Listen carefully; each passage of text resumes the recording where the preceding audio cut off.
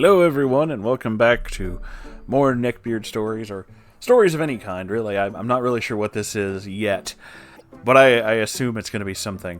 So this is from Reddit user, Good evening, Clarice. I had to. High school with the Meme King. Hey, Moonhorse. Hey! I remember you saying that you would read anything. That's true. So I'm holding you to that standard. Oh god, what have I done? I was reminiscing on my high school days when I remembered one of my old friends who I can honestly say is the memeiest person I've ever known. Now, this whole compilation of stories is going to sound like something from r/that happened, but I can't make this shit up. I was going to do multiple posts, but that would just be kind of irritating to split it up into parts. Now, without further ado, here are my stories of how I was friends with the Meme King. Let's introduce some characters. Me, call me Clarice, since I'm on a Silence of the Lambs Hannibal binge lately. Well, before I finish this, you know what I have to do. It puts the lotion on its skin, or else it gets the hose again. I'm a didgeridoo playing. Holy fucking shit, really? I want to hear that. That sounds awesome. Fantasy writing, terrible animated movie watching ball of confusion who never outgrew her dinosaur phase. Basically, I'm no stranger to weird. I'm often confused for a guy with short brown hair, a deeper voice, and a penchant for wearing suits. Dude, you sound fucking awesome. Closeted weeb child. CWC. As the nickname / backronym, yes, that's a word, suggests, a lover of anime, Sonichu. Oh, we have that in common. I like Sonichu. And memes that can only be found by traveling to the rankest depths of Tumblr with a barbed wire net. Unassuming at first, with curly brown hair and glasses, but beware her meme knowledge. Slavaboo.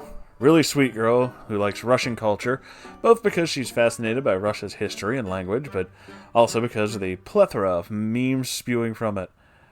Has also brown curly hair, but taller than CWC. You know I'm going to have to make a Christian voice for this. You know that, right? And finally, the Meme King.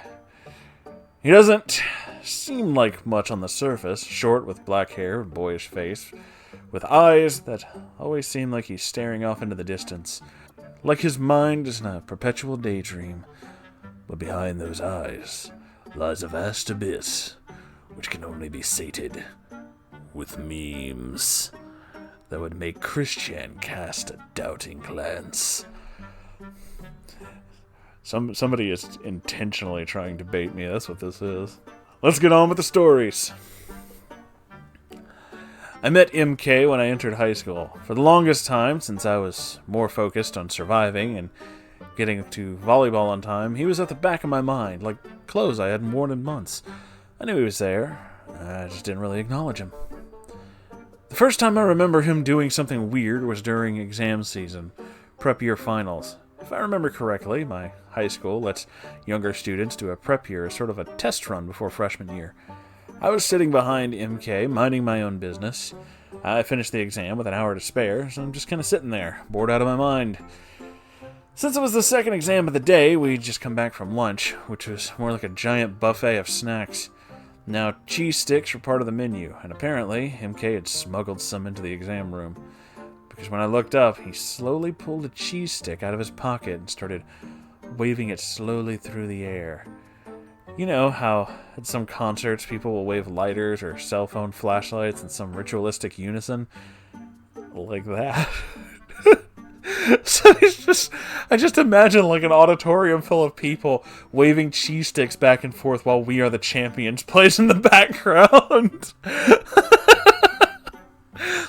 He wasn't raising his hand for the teacher either, because when he came over, MK apologized and put his hand down, only to begin waving the cheese again when the teacher turned his back. He'd even taken a bite of the cheese every once in a while before waving it again. Needless to say, this was only the start of MK's infamy. I drifted away from MK during freshman year, but in the middle of the year, I got back into contact with Slavaboo. She had been my shadow the previous year. We started talking more, and before long we became friends. She introduced me to CWC. And believe me when I say that I didn't see her memeish tendencies until about the end of the year, when I learned about Homestuck. After that, we became friends, and it was a friendship that roped me back into my interactions with MK.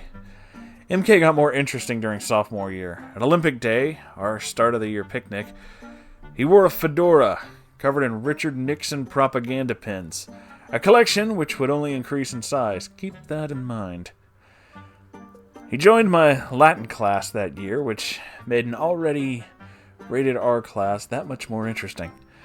Once while my teacher, who I'll call Empress, asked us to read De Bello Galicio, I hope I said that right, translations, all MK had to offer was the word Caesar, which he said as seriously as an F on a Latin test. So he just said Caesar over and over? Okay. He also interfered with my history class to the point where my badass ex-army teacher, with a voice reminiscent of James Earl Jones, ordered MK to drop and give him 20, which the guy actually did. But the weirdest thing MK did in sophomore year was during English class. One of our assignments was to write a short story with the vocab list we'd been given for that week. Instead of writing a story, though, MK did an interpretive dance that felt like something out of H.P. Lovecraft's imagination. Entire time, CWC and Slavaboo had been slowly pulling me into MK's meme cult, which would eventually lead to the 1,000 plus meme collection I've currently amassed. I didn't have as many encounters with MK in junior year as I'd hoped, since I chose mostly classes that didn't have him in them. But there were three things I remember distinctly. First, he was in my chemistry class, taught by this deceptively hilarious Russian lady I'll call PM, short for pyromaniac, due to her tendency to light things on fire. MK and PM had a rivalry reminiscent of friends who only existed to insult each other. He'd often zone out in class, and PM would respond to these constant daydreams with comments like, "Did you have a mushroom sandwich for breakfast today?" Or, "I know 23 ways to make your death look like a bloody accident." One of the many KGB jokes she enjoyed making. Another thing I remember is the time Empress was trying to get someone to answer her question about what the word phallic meant. Like I said, Latin, an R-rated class. MK just shouted, "It's a penis!" causing the class to burst out laughing. The other thing I remember is the time MK displayed his Nixon pin collection in full force. It was during a Friday assembly where the different teachers and clubs made school-wide announcements and stuff. I can't remember what was happening, but for one assembly, MK strutted like a proud peacock into the light with his Vote for Nixon pins on his back in the shape of a cross that stretched from his neck to the end of his suit. Each line of the cross is about 3 or 4 pins wide, too, so I'd estimate there are about 40 to 50 of them. Then there was senior year. All hell broke loose. At this point, MK had proven himself to be an aficionado in the world of Guy Fieri, even writing a fanfiction involving Shrek in a tutu, fridges that led to alternate dimensions, copious amounts of Guy Fieri, and a quote I distinctly remember as, "Larry the Cucumber has the ability to send you into the fiery depths of hell." I know it says fiery, I just had to throw that in there. So, him starting a Fieri fan club was inevitable. How he did it, though, was the kicker. He, CWC, and Slavaboo entered the Friday assembly wearing masks straight from the depths of eBay hell. CWC was wearing, I think, a Jar Jar Binks mask, while Slavaboo had a Ronald Reagan mask. MK, of course, had a Guy Fieri mask. Together, the three spun a wild tale of having to save Flavortown, and then invited everyone to join the Fieri fan club. The three were proud of this, too, posting FFC signs all over the school. That was the main event, but MK kept it weird. He went with CWC and Slavaboo to prom as a polyamorous sect, which was pretty funny.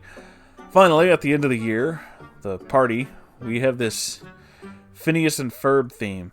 So we had Phineas and Ferb decorations all over. Well, MK wore this terrifying papier-mâché Ferb mask throughout the dance, effectively scaring me out of watching this cartoon ever again. MK, CWC, Slavaboo still keep in touch. The three have formed me into the meme historian I am today, and I couldn't be where I am today without them. I extend a personal thanks to all three of them and the memes they've shared. I apologize for this being stupidly long. I hope you had a good laugh out of it, and remember, don't let your memes be dreams. I'm going to go out on a limb and say that might have been one of the most amazing things I've ever read. Holy fucking shit, dude. That sounds awesome. I wish I would have gone to high school with you guys. That was fucking crazy. I love it. Thank you for fucking writing this. That was super cool. Wow. I want to join the Guy Fieri cult. Club. No, fuck it, cult. Let's make a Guy Fieri cult.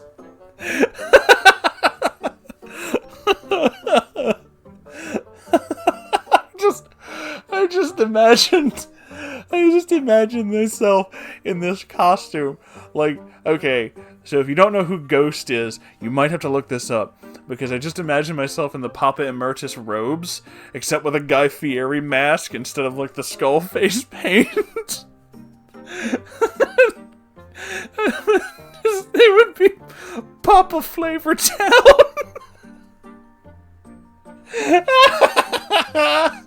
Oh, shit. I'm just amusing myself at this point. Oh, fuck. That was amazing. Thank you for sharing that. I fucking loved it. Oh my god, I hope you guys liked it as much as I did. That was really great. Thank you all for watching. And please, if you have any stories, send them in. I'll read them. Like I said, they don't have to be neckbeard stories. They can be just crazy awesome shit like this. Oh shit. All that can be sent to r/Moonhorse Stories.